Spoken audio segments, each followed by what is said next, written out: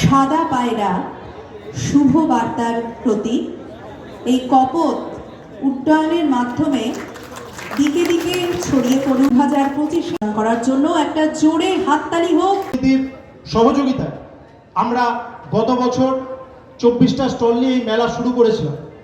আজকের দিনে দাঁড়িয়ে প্রায় 45টা স্টল এবং তার বাইরেও কিছু ছোট ছোট স্টল নিয়ে প্রায় 52টা স্টল নিয়ে আজকে কাঁদি মহকুমা রাজ্যপাল মহোদয় তার ভাষণ বক্তৃতা শেষ করেন।